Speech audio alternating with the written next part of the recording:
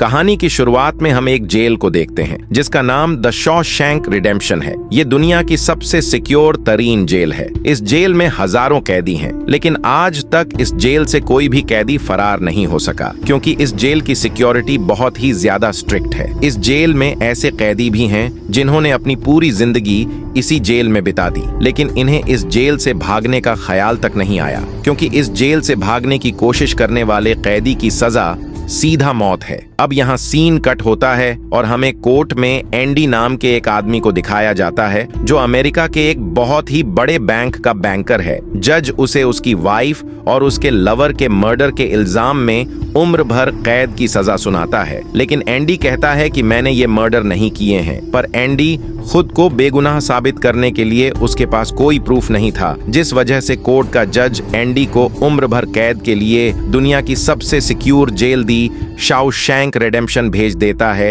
Andy के साथ और भी कई सारे कैदी होते हैं, और जब इन कैदियों को जेल के अंदर लाया जाता है तब जेल के अंदर मौजूद बाकी कैदी आपस में शर्त लगाते हैं कि आज रात इन नए आने वाले कैदियों में से कौन सा कैदी रोएगा, और इसके लिए ये लोग एक डिब्बी सिगरेट की शर्त लगाते हैं। ये लोग बाहर लाइन से खड़े नए आने वाले कैदियों में से एक एक कैदी को चुन लेते हैं। तब रेड नाम का एक कैदी एंडी पर दांव लगाता है, क्योंकि उसे लगता है कि एंडी बहुत ही मासूम है और वो बहुत ही अमीर घर का है जिसने कभी तकलीफ नहीं झेली, इसलिए उसे लगता है कि वो आज रात सबसे पहले रोएगा। इसके बाद सभी कैदियों को लाइन से जेल के अंदर लाया जाता है और हर एक कैदी को उसके सेल में बंद कर दिया जाता है। कुछ देर बाद रात हो जाती है और तब पुराने कैदी नए आने वाले कैदियों पर चिल्लाने लगते हैं ताकि उनमें से कोई डर जाए और रोने लगे, और ऐसा ही होता है। इन नए आने वाले कैदियों में से एक कैदी फूट फूट कर रोने लगता है और कहता है कि मुझे घर जाना है। तब वहां गार्ड आते हैं और उसे रोने से मना करते हैं, लेकिन जब वो आदमी रोना बंद नहीं करता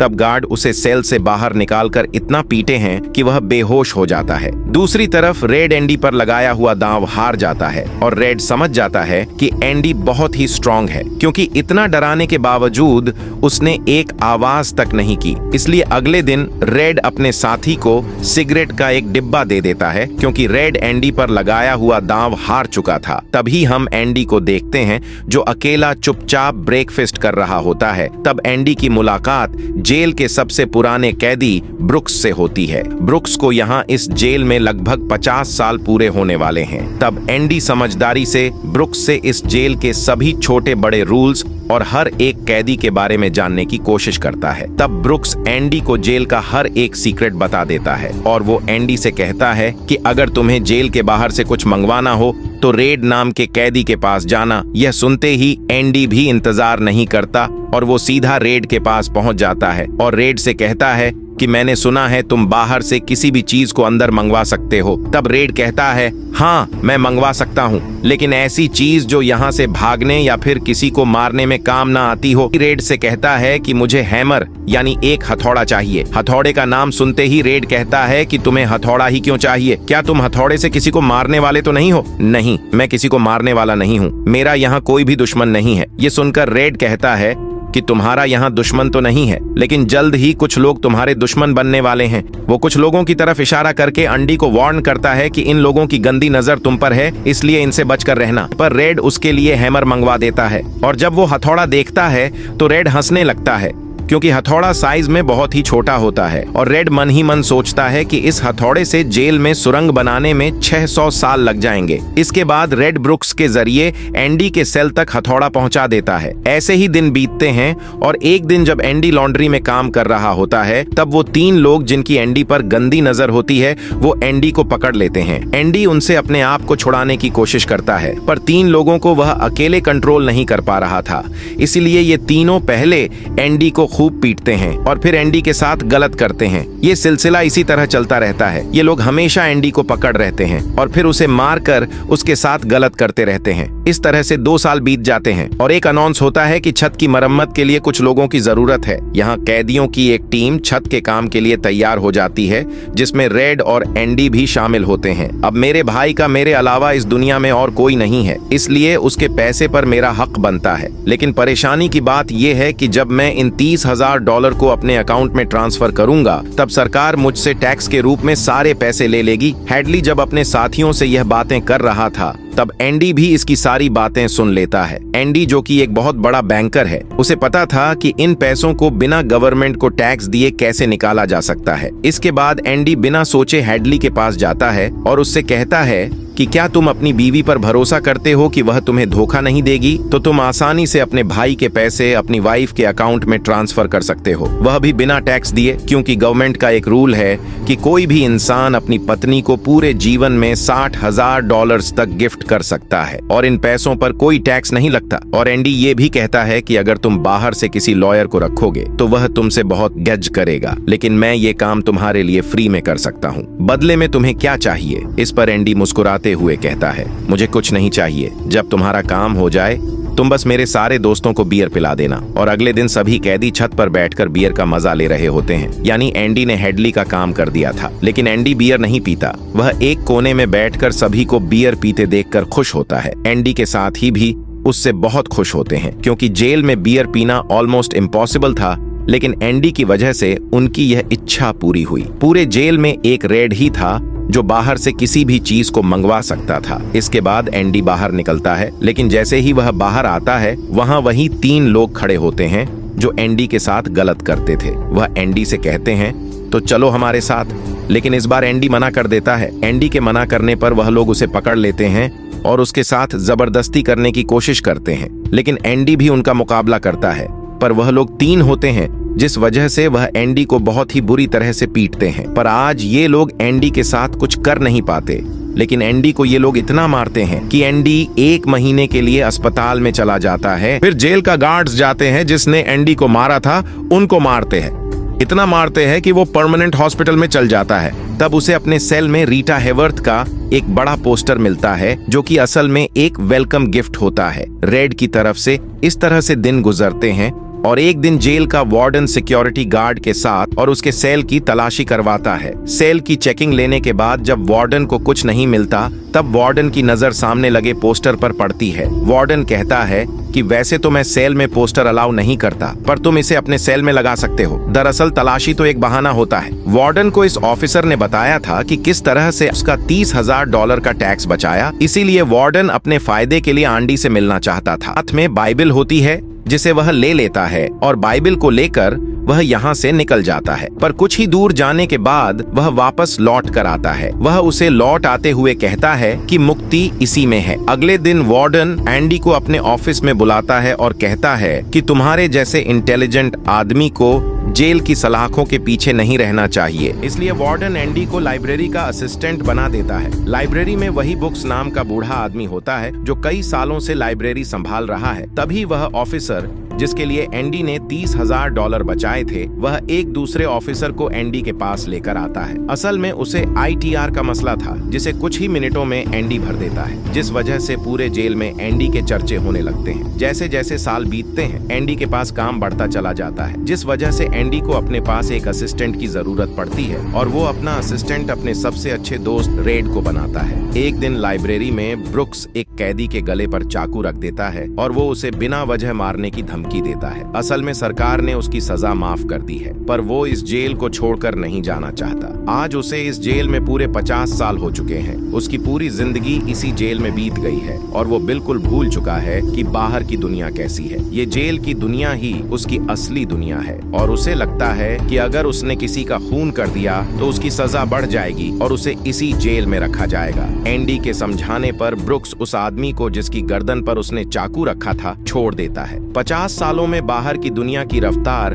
काफी ज्यादा बढ़ गई होती है। जहां सड़क पर पहले एक गाड़ी दिखती थी, अब सड़कों पर गाड़ियों की भीड़ है। कुछ दिन बाद वो एक सुपरमार्केट में काम करने लगता है, लेकिन उसका बाहर की दुनिया में बिल्कुल भी मन नहीं लगता। उसे बार बार जेल की याद आती है और वो जेल में वापस आना चाहता है। इसलिए वो कभी कभी सोचता है कि वो कोई क्राइम करे ताकि वह फिर से इस जेल में जा सके। लेकिन ब्रुक्स इस उम्र में कोई भी क्राइम नहीं करना चाहता था और इस भीड़ भाड़ वाली तेज रफ्तार वाली जिंदगी में ब्रुक्स सरवाइव नहीं कर पाता और अपनी जान दे देता है। मरने से पहले वो जेल में अपने साथियों के नाम एक खत लिखता है, जिसे पढ़ते हुए सभी बहुत ज्यादा इमोशनल हो जाते हैं। वहीं हमें जेल दिखाई जाती है जहां पर वार्डन एक नया प्रोग्राम शुरू करता है। इस प्रोग्राम में जेल की कैदियों को बाहर ले जाकर काम करवाया जाएगा ताकि उन्हें पता चल सके कि मेहनत से पैसे कैसे कमाए जाते हैं, और कैदी भी इस काम के लिए मान जाते हैं क्योंकि वह सब भी बाहर की हवा खाना चाहते थे, और इस तरह से वार्डन इन कैदियों से काम लेता है। पर इस प्रोजेक्ट के जरिए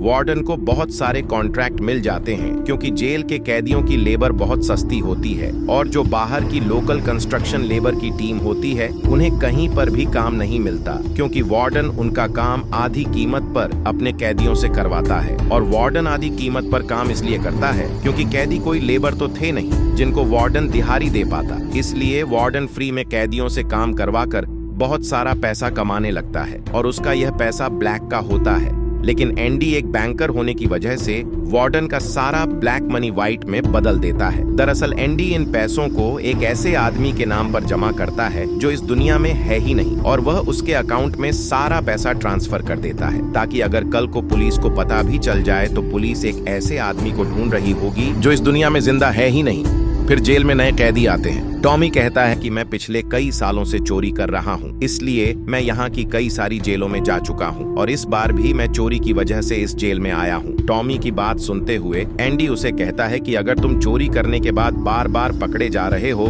तो इसका मतलब यह है कि यह काम तुम पर सूट नहीं करता, इसलिए तुम्हें चोरी करना छोड़ देना चाहिए। टॉमी को एंडी की यह बात बिल्कुल ठीक लगती है, इसलिए टॉमी रेड से एंडी के बारे में जानकारी लेने लगता है। टॉमी रेड से कहता है कि एंडी बहुत ही इंटेलिजेंट और डिसेंट इंसान है, उसे जेल क्यों हुई है। रेड उसे बताता है कि एंडी एक बहुत बड़ा बैंकर था, लेकिन उसने अपनी वाइफ और उसके लवर का कत्ल किया, जिस वजह से उसे उम्र भर कैद हुई। ये सुनकर टॉमी सोच में पड़ जाता है, जैसे कुछ याद आया हो। उसके बाद वह एंडी को बुला लेता है। अब टॉमी के सामने एंडी और रेड होते हैं। टॉमी इन दोनों को बताता है कि 4 साल पहले मैं एक जेल में गया था जहाँ पर मुझे एक कैदी मिला, और उस कैदी ने मुझे बताया कि एक रात वह एक घर में चोरी करने गया। चोरी के दौरान उस घर का मालिक जाग गया। अब पकड़े जाने के डर से उसने उस घर के मालिक और उसकी पत्नी को मार डाला। बाद में उसे पता चला कि वो दोनों पति पत्नी नहीं थे बल्कि लवर थे, और वो औरत एक बहुत बड़े बैंकर की पत्नी थी। कुछ समय बाद जब मैंने अखबार में न्यूज पढ़ी तो मुझे पता चला कि पुलिस ने जब इन 2 मर्डर्स के बारे में जांच की तो पुलिस को शक हुआ कि इन दोनों को बैंकर ने मारा है, इसलिए बैंकर को उसकी पत्नी और उसकी पत्नी के लवर के हत्या के इल्जाम में गिरफ्तार कर लिया गया। यहाँ हमें पता चलता है कि एंडी बेगुनाह था। ये सब जानने के बाद एंडी वार्डन के पास जाता है और उससे ये सारी बातें बताता है, पर वार्डन जानबूझकर उसकी बातों पर विश्वास नहीं करता क्योंकि एंडी वह इंसान है जो उसके काले पैसों को व्हाइट में बदलता है और वार्डन के सारे राज जानता है। इसलिए अगर एंडी यहाँ से चला गया तो वार्डन न तो और पैसे कमा पाएगा और शायद उसके ब्लैक पैसों का राज भी खुल जाएगा। इसलिए वह एंडी से कहता है कि यह एक झूठी कहानी है, मुझे ऐसी कहानियां रोज सुनने को मिलती हैं। एंडी वार्डन से वादा करता है कि अगर मैं आजाद भी हो गया तो मैं तुम्हारा राज ही रखूंगा, लेकिन वार्डन एंडी की कोई भी बात नहीं सुनता। यह देखकर एंडी को बहुत गुस्सा आता है कि मैंने इस आदमी की इतनी मदद की, लेकिन आज बेगुनाह होने के बावजूद भी मुझे यह बाहर नहीं जाने दे रहा। इसीलिए एंडी वार्डन पर चिल्ला पड़ता है। तब वार्डन एंडी को 1 महीने के लिए काल कोठरी में डाल देता है और उसके बाद वह सीधे टॉमी के पास जाता है और वार्डन टॉमी से पूछता है कि क्या तुमने जो बातें एंडी को बताई हैं वह सारी सच है। टॉमी कहता है हाँ, ये बिल्कुल सच है। इसके बाद वह टॉमी से कहता है कि क्या अगर तुम्हें कोर्ट में बुलाया जाए तो तुम कोर्ट में इस बात की गवाही दे सकते हो। तब टॉमी कहता है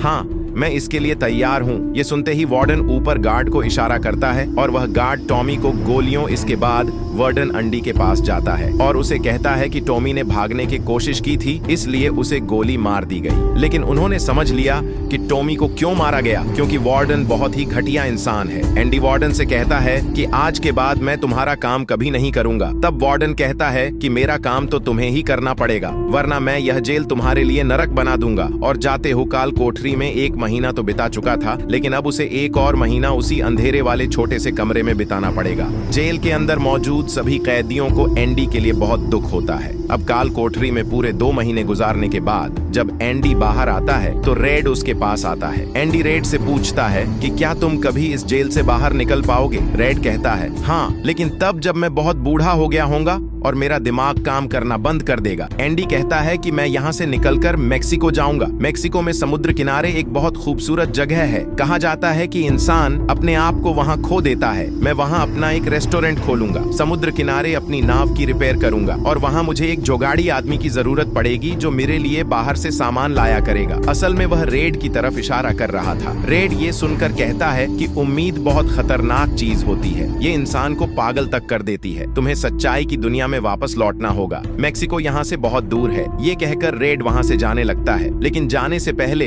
एंडी रेड से कहता है कि वादा करो कि अगर तुम कभी यहाँ से रिहा हुए तो मेरा एक काम करोगे। रेड कहता है हाँ मैं जरूर करूंगा। तब एंडी रेड को एक एड्रेस बताता है और कहता है कि जब भी तुम यहाँ से छूट जाओ तो उस जगह जाना जहाँ एक बड़े मैदान के बीच एक खूबसूरत पेड़ है। उसी पेड़ के नीचे मैंने अपनी वाइफ को प्रपोज किया था। वह रेड से कहता है कि उसी पेड़ के नीचे एक दीवार के अंदर तुम्हें काले रंग का पत्थर मिलेगा जिसके नीचे मैंने एक बॉक्स छिपाया है और जब भी तुम रिहा हो जाओगे तो वहाँ जाकर उस पत्थर के नीचे उस बॉक्स को देखना कि उसमें क्या है। यह कहकर एंडी वहाँ से चला जाता है और सीधा वार्डन के पास पहुँचता है। वह वार्डन का काम पूरा करके उसके सारे डॉक्यूमेंट्स एक खास तिजोरी में रखता है। डॉक्यूमेंट्स रखने के बाद वार्डन एंडी को अपने कपड़े देता है। वह एंडी से कहता है कि मेरे कपड़े प्रेस करवा देना। सामने चालाकी से उसकी तिजोरी में रख देता है और एंडी वार्डन को ऐसे दिखाता है कि जैसे ये बाइबल नहीं बल्कि उसके डॉक्यूमेंट से साथ ही वार्डन ने जो अपने कपड़े उसे प्रेस करने के लिए दिए थे। एंडी पहले वार्डन के कपड़ों को पहनता है और फिर उसके ऊपर अपने पुराने कपड़े पहन लेता है और वे जूते जो वार्डन ने उसे शीशे की तरह चमकाने के लिए दिए थे। एंडी वो अपने सेल में की गई सुरंग से बाहर निकलता है। इसके बाद वह एक गटर का पाइप दौड़ता है और उस पतले से गटर के पाइप में रेंगता हुआ उस जेल से फरार हो जाता है जिससे आज तक कोई भी भाग नहीं सका था। हालांकि एंडी जिस गटर के पाइप से रेंगता हुआ बाहर निकला था वह लगभग 2 किलोमीटर लंबा था। अगली सुबह एंडी उस बैंक में जाता है जहां पर वार्डन का सारा ब्लैक पैसा होता है। ये पैसे एक ऐसे आदमी के नाम पर होते हैं जो इस दुनिया में है ही नहीं। ये सारा डॉक्यूमेंट का खेल एंडी ने ही तो बनाया था और बैंक में उस अकाउंट के ओनर का जो सिग्नेचर था वह जेल से एंडी किया करता था। इसलिए एंडी को वार्डन का सारा पैसा निकालने में कोई मुश्किल नहीं होती। एंडी के पास उस आदमी के नाम के सारे डॉक्यूमेंट होते हैं, इसलिए एंडी बैंक्स में जाकर सारे पैसे निकाल लेता है और यह पैसे होते हैं $3,70,000। यानी कि एंडी न केवल आजाद हुआ बल्कि वह पैसों से माला माल भी हुआ। और यहाँ हमें पता चलता है कि एंडी जिस दिन से उस जेल में एंटर हुआ था उसी दिन से वह इस काम की प्लानिंग कर रहा था। वार्डन ने एंडी के साथ जेल में बहुत बुरा सलूक किया था और उसने टॉमी को भी मार दिया था। इसलिए वह वार्डन के काले पैसों के सबूत मीडिया को देता है। एंडी सुबह यह खबर न्यूज़पेपर में छप जाती है और जब वार्डन तिजोरी खोलकर देखता है तो उसमें उसके डॉक्यूमेंट्स नहीं बल्कि बाइबल होती है। बाइबल के पहले पेज पर एंडी ने लिखा होता है कि तुमने सही कहा था, मुक्ति इसी में है। और जब वार्डन पेज पलटता है तो वह देखता है कि वहाँ पर हथौड़ी का एक निशान होता है। दरअसल एंडी ने बाइबल के पेजेस को हथौड़ी की शेप में काटकर एक सांचा बनाया हुआ था जिसके अंदर वह अपनी हथौड़ी छिपाया करता था। और आज से 20 साल पहले जब वार्डन पहली बार एंडी की सेल में गया था और उसने एंडी की बाइबल उसके हाथ से लेकर वापस उसे लौटा दी थी, उस समय भी वह हथौड़ी उसी बाइबल के अंदर थी। यह देखकर वार्डन को एक बहुत बड़ा झटका लगता है। दूसरी तरफ वार्डन के काले पैसों की खबर पूरे शहर में फैल चुकी थी, इसलिए जेल के बाहर रिपोर्टर्स और पुलिस वार्डन को गिरफ्तार करने के लिए आ रही होती है। और इससे पहले कि पुलिस उसे गिरफ्तार करती, वार्डन अपने आप को गोली मार देता है। कुछ समय बीतने के बाद एंडी के दोस्त रेड की सजा भी माफ कर दी जाती है और उसे गवर्नमेंट की तरफ से एक नौकरी भी दिलाई जाती है। पर बाहर की दुनिया में रेड का दिल बिल्कुल नहीं लगता क्योंकि उसने अपनी जिंदगी के 40 साल जेल में गुजारे थे। रेड भी उसी कमरे में रहता है जहां पर ब्रुक्स रहा करता था और रेड भी अपनी जान देना चाहता है। लेकिन रेड को याद आता है कि एंडी ने उसे एक जगह बताई थी। उस पेड़ के नीचे वो रेड वहां जाता है और काले पत्थर को हटाता है। वहां पे एक बॉक्स था। उस बॉक्स के अंदर कुछ पैसे और एक लेटर होता है। ये लेटर एंडी का होता है। उस लेटर में लिखा होता है कि एंडी रेड का उसी जगह पर इंतजार कर रहा है जिस जगह के बारे में एंडी ने रेड को जेल में बताया था। उसके आगे एंडी ने लिखा होता है कि उम्मीद अच्छी चीज होती है। इसके बाद रेड उस जगह पहुंच जाता है और जब वह समुद्र किनारे जाता है तो वो देखता है कि एंडी नाव में बैठकर अपनी नाव ठीक कर रहा है। यह सब कुछ एंडी का वह सपना होता है जो उसने जेल में ने रेड से शेयर किया था और रेड ने कहा था कि उम्मीद अच्छी नहीं होती। इसके बाद यह दोनों एक दूसरे को गले लगाते हैं और इसी के साथ यह कहानी खत्म हो जाती है। अगर आपको यह वीडियो अच्छी लगी हो तो हमारे चैनल को सब्सक्राइब और वीडियो को लाइक जरूर कीजिएगा।